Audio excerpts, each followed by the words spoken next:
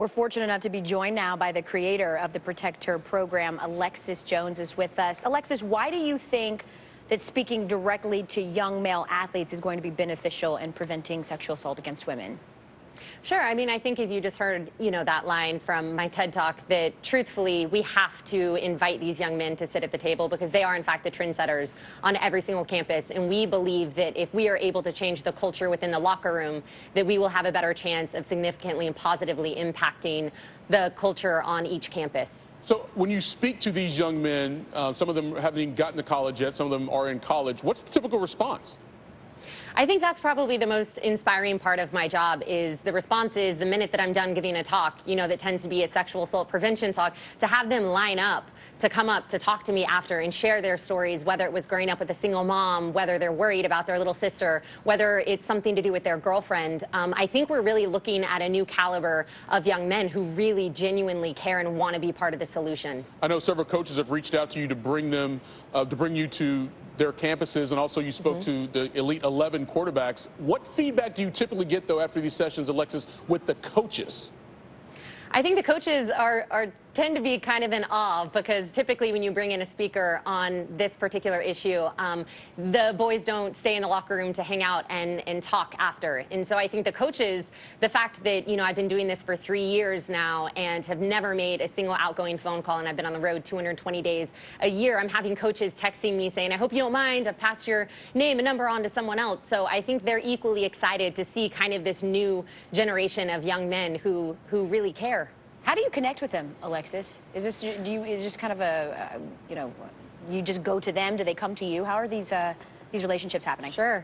I think first there's context of my life. I think growing up with 4 older brothers, and my father's the best man that I know, and I married a professional athlete. So I definitely have that tomboy in me that I think I'm able to talk very frankly, I would say colorful, but being able to be honest and candid and vulnerable. And I think that elicits and gives them permission to follow suit. But coming in and talking the way that they talk and not being PC, I think that's probably one of the most important things, is coming in and having real talk. I think it opens up something for them that they realize that I'm there because I genuinely care about them.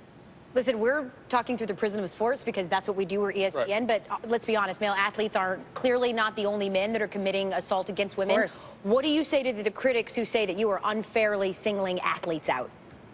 Well, I think, again, it's not about singling them out. It's really about where the demand was. I was having coaches left and right saying that we need more content, and we know that there's 313 major universities under federal investigation for how they've poorly handled sexual assault. So we know that these levels are at pandemic numbers right now. So this isn't a locker room issue. This isn't even really a university issue. This is a cultural and a society issue. And I think because these athletes are as influential as they are, the opportunity is really to shift culture by addressing them first and foremost. Well, speaking of looking at this through the prism of sports, during just about every case of athlete-involved assault against women, there are always calls for these athletes to be kicked off their respective teams, banned from their sport altogether. In fact, during your TED Talk, you suggested that pro teams refused to draft a player who had been convicted of sexual assault. Why should sports teams, Alexis, be expected to discipline their employees beyond the punishment delivered by the justice system when there doesn't seem to be that same expectation from other industries?